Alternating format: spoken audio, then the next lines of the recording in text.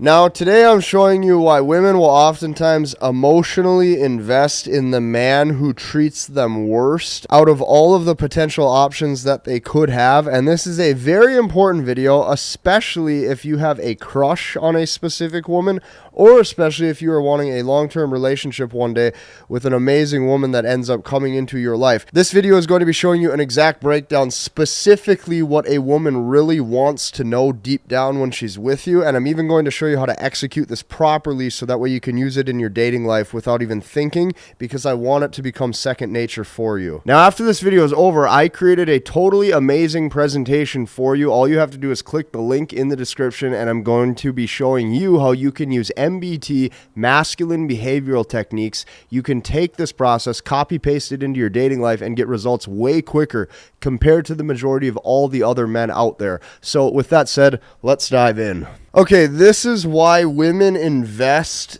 typically into the guy who treats them worst. And when I say invest, I'm talking about on an intimate level, as well as invest in that man emotionally because she really likes him and she really wants to keep him. So here's what a woman really wants to know deep down. At all times when you are with a woman, she wants to know that you are the best that she can do.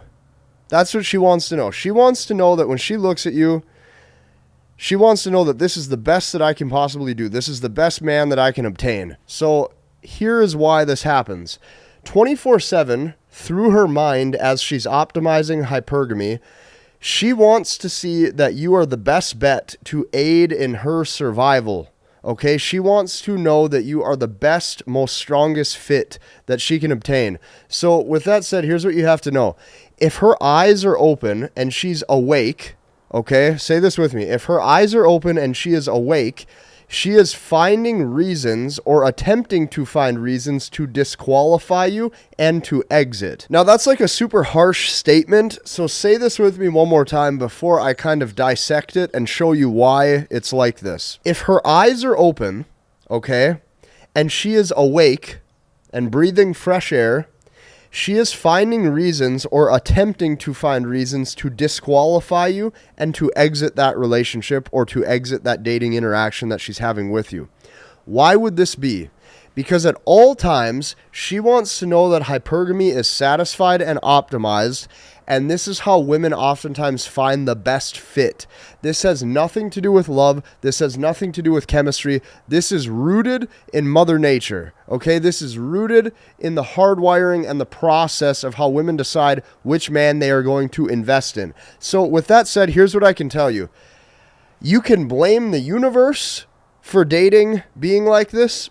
You can blame Mother Nature for dating being like this, but you cannot blame women. The reason why you cannot blame women for this when it comes to dating is because they can't help it, right? This is hardwiring and this is all instinct. She instinctually makes these decisions subconsciously without even thinking about it. By treating a woman really well, here's what happens. She starts to doubt your sexual market value.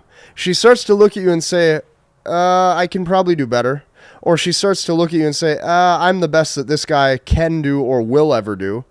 Now, what you're going to notice, guys, is that that's why it's important to constantly improve your value year after year. It's important to constantly make sure you're becoming a more well-rounded, congruent, solidified, masculine man. However, here's what I can tell you. The guy who treats them like she is not a priority, or what some would say the worst, right?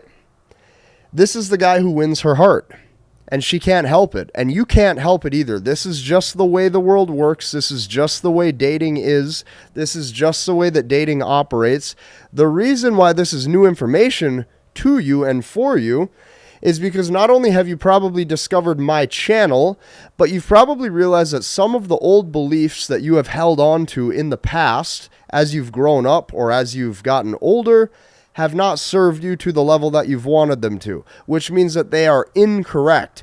If they are incorrect, that means you need to have the masculine maturity to just implement some new beliefs. So that's what we are doing, is we are taking old beliefs, we're getting rid of them, and we are putting in new beliefs, so that way you have ones that actually get you real life dating success. So the guy who treats them like she is not a priority, this is the guy who wins their heart. Now, When you operate this way, here's what happens is she sits back and she goes, well, my hypergamy is satisfied. It's optimized because clearly this guy has better things to do than to spend all this excess free time with me and text me all the time and make me a priority. So she goes, hypergamy is satisfied. That's number one. Number two, she says, well, he doesn't put me on a pedestal. Therefore, he's probably attracted women, similar to my current attractiveness or my current level of beauty or whatever the case may be. Not only that, she sits there and she goes, well, he's also indifferent to my beauty. It doesn't really seem to do anything to him or for him. And she sits there and goes, he clearly finds me attractive because we're together, but it doesn't seem like my beauty controls him like oftentimes it does to most other men. So on top of that, what she really sees is she sees that this is the type of guy who does not get attached, or this is the guy who is not attached to her. So when you operate with these 4 criteria right here, number one, hypergamy is satisfied. She sees that he doesn't put her on a pedestal. He's indifferent to her beauty, and he doesn't get attached. She goes, oh my gosh, he must be my husband. I must stick with this guy no matter what because he is stronger than the rest. This is how you retain relationships.